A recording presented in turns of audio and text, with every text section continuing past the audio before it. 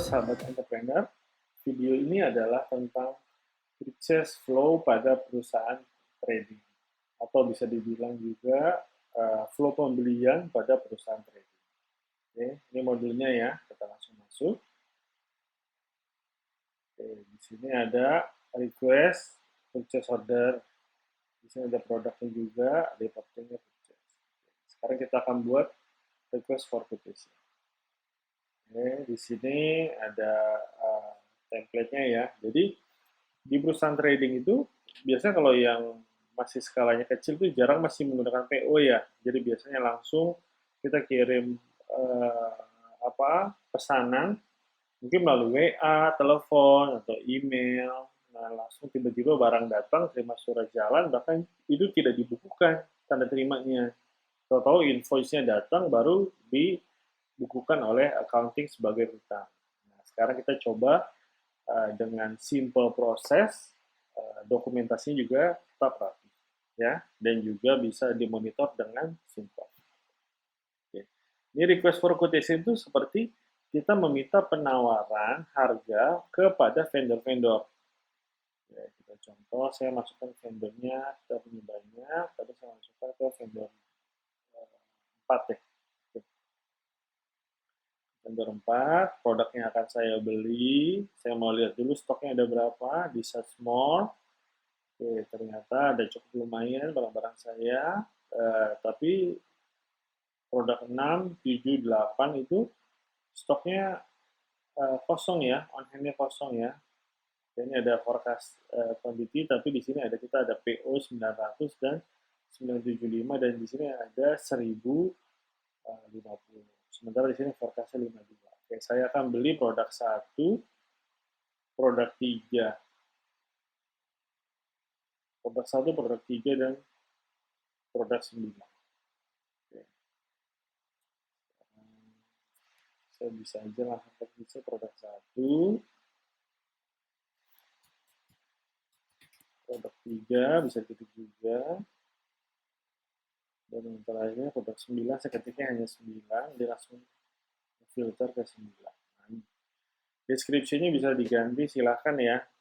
Mungkin setiap vendor punya penamaannya masing-masing. Nah, ini juga bisa diubah. Nanti ini akan muncul di print out. Bisa. Oke, harganya. Nah, ini kenapa unit price-nya masih kosong? Karena kita belum pernah melakukan pembelian pada vendor 4. Sekarang kita coba melakukan pembeliannya. Oke, yang pertama, produk satunya harganya misalkan 90.000 atau 120.000. Produk tiganya misalkan 220.000.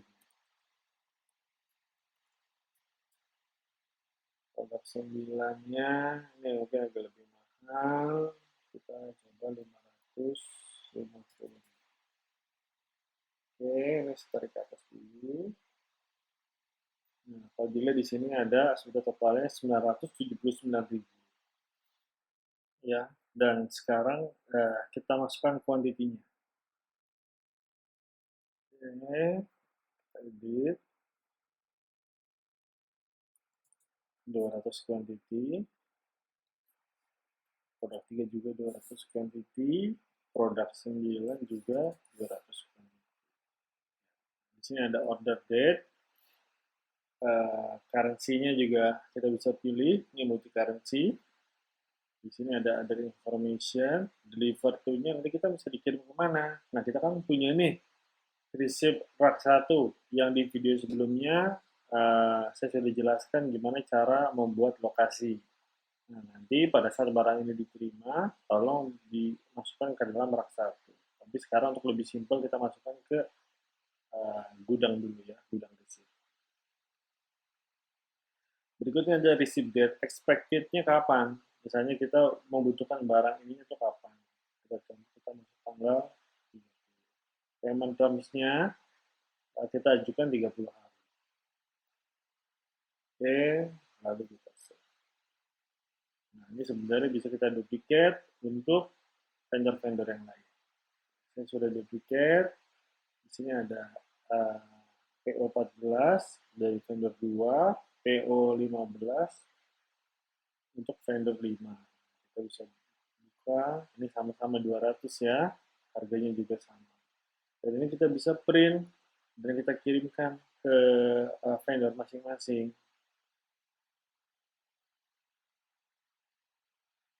Nah, seperti ini. Oke. Nah, setelah kita negosiasi, ternyata kita deal dengan PO nomor 14. Nah, kita deal, kita negosiasi dengan harga yang berbeda. Ini, kita contoh kita dapat murah 118.000.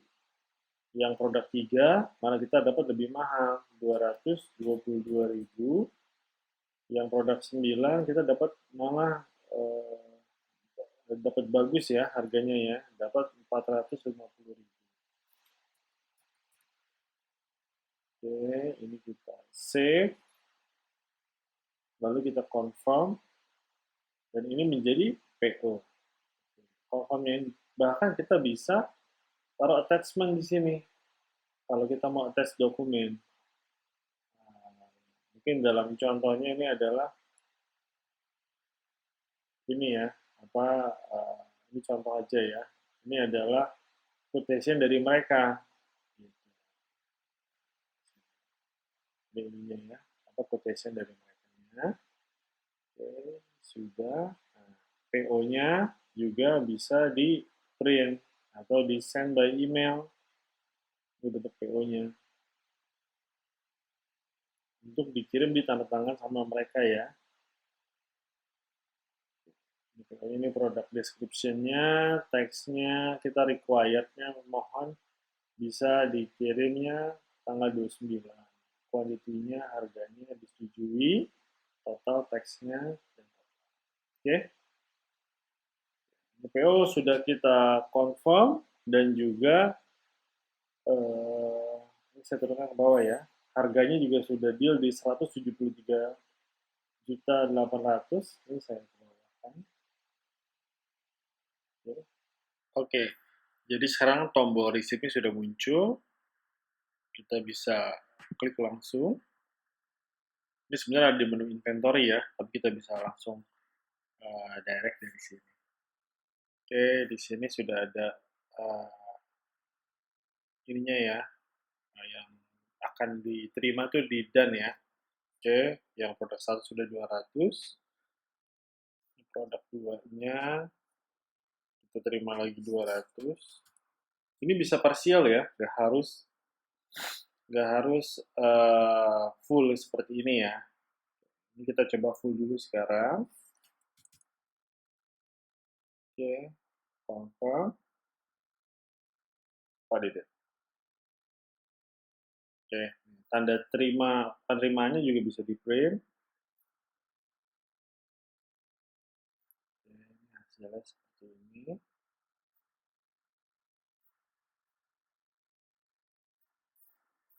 Saya nggak akan sama, saya langsung di sini aja. Open.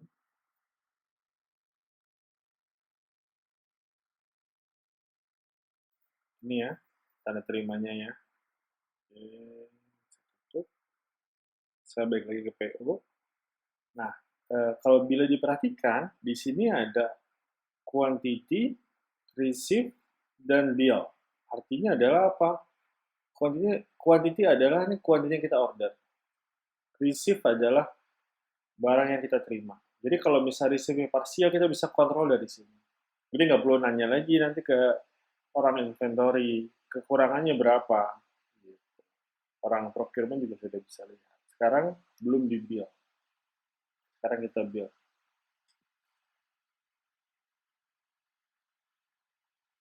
Oke, ini billnya.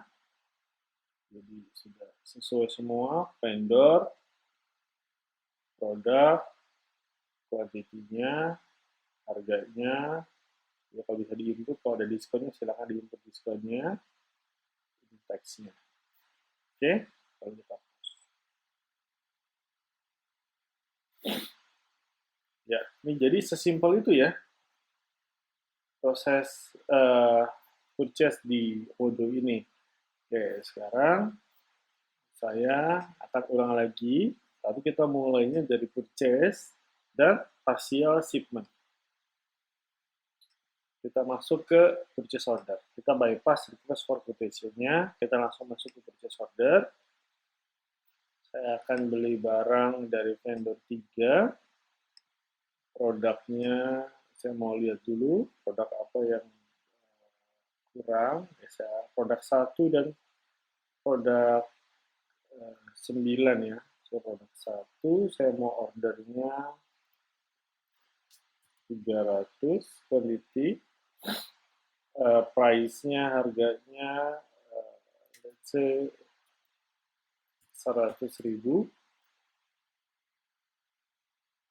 Dan produk 9 itu, saya ketik 9, saya mau pesan 300 juga. Harganya 480.000. Oke, ini kita confirm. Kalau dilihat di sini, ini sudah ada ininya ya, teksnya bisa di print. Di sini ada receipt-nya, kita bisa direct ke receipt seperti ini. Oke, sekarang ini kita parsial. Kita edit. Kita terimanya yang pertama hanya 200 unit. Yang kedua malah kita tidak terima. Oke, ini kita validate. Nah, di sini ada namanya create back order atau no back order. Artinya apa? Kalau create back order, kita akan menerima pengiriman selanjutnya. Tapi kalau no back order, kita anggap PO ini sudah close, sudah selesai, dan kita tidak akan menerima penerimaan barang lagi. Nah, sekarang ini kita create back order. Oke. Kita save. Sudah masuk ke PO. Nah, kalau lihat, coba diperhatikan di PO, quantity yang kita order 300, barang yang kita terima adalah 200. Ini belum di-bill. Ini kita bisa bill berdasarkan penerimaan barang, atau kita tunggu penerimanya tunggu lengkap gitu. Oke, sekarang kita tunggu penerimanya lengkap dulu ya. Kita masuk ke receive product. Oke, di receive product. Sini ada yang ready. Di sini ada 100 dan 300. Nah, sekarang kita akan terima yang produk nomor 9-nya ya. 300 unit. Oke. Kita confirm dan kita validate. Kali ini kita nggak akan create back order lagi. Kita anggap yang 100 ini tidak akan dikirim kembali. Kita create no back order. Oke, sekarang kita lihat di PO. Nah, bila dilihat di PO-nya bahwa tombol receipt-nya ini sudah hilang ya. Kita sudah tidak bisa receipt lagi. Yang berikutnya, kita bisa memonitor bahwa yang kita order dari vendor 3, 300 untuk produk 1, tapi kita hanya menerima 200. Sekarang apa yang terjadi di bill-nya ya?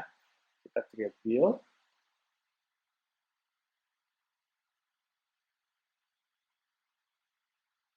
Oke. Lihat di sini. Yang kita bill-kan itu hanya barang yang kita terima saja ya. Quantity 200, harga 100.000. Quantity 300, harga 480. Oke, selesai. Jadi cukup simpel ya. Jadi hanya 3 step. Saya ulang lagi. Hanya purchase order. Lalu kita terima barang.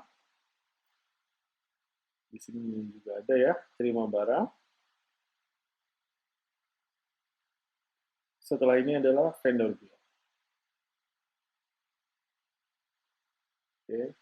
Semua dokumennya bisa diakses langsung dari PO ya. Jadi semua informasinya terpusat Dari penerimaan barang, kita bisa tahu kapan diterimanya dan berapa kali proses penerimaannya. Di sini ada 2 kali.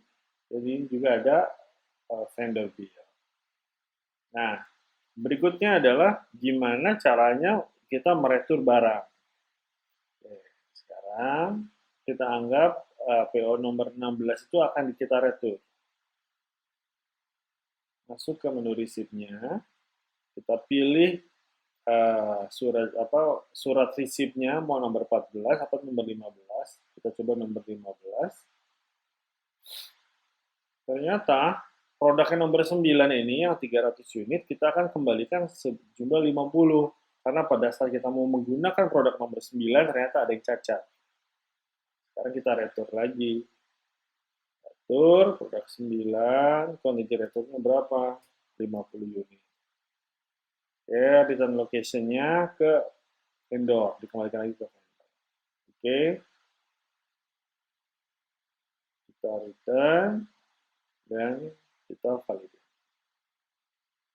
Oke, ini kita apply aja, kita anggap sudah kita kembalikan semua ya. Jadi kalau dilihat di PO 16, nah, ini tuh dia langsung berkurang 250 seperti itu. Apa yang terjadi bila barang yang kita retur tidak kembali lagi? Nah, ini ada masuk ke video nanti ya, video di accounting trading. Kita harus menciptakan debit note gitu. Tapi karena sekarang ini case-nya adalah kita minta tukar barang. Gitu. Jadi barang yang tadi sudah kita retur, kita mau terima lagi. Gimana caranya? Nah, masuk lagi ke menu receipt. Oke, kita cari yang namanya retur. Ini ada return WH in 0015. Ini kita buka. Tadi kan kita retur sejumlah 50 ya. Nah, sekarang kita kembalikan lagi returnya sejumlah 50 lagi. Oke. Kita return, validate, apply. Kita lihat lagi PO-nya, berubah lagi menjadi 300. Sekarang kita lihat di masa produk yang ke-9, seperti apa. On hand-nya kalau kita lihat ada 600. Oke. Secara movement-nya, di sini traceability-nya, di sini terlihat. Beli 300 dari WHIN 15, lalu diretur 50 dari WH 15 dan masuk lagi 50. Total quantity on hand-nya ada 700. Lalu dari sisi saya masuk ke inventory, reporting. Di sini ada namanya inventory valuation. Saya mau lihat produk nomor 9. Di sini ada historinya nih. Dia beli 200 unit dengan totalnya 20 juta, 200 unit lagi totalnya 23. Kalau mau melihat on hand-nya jadi berapa sih ini harganya?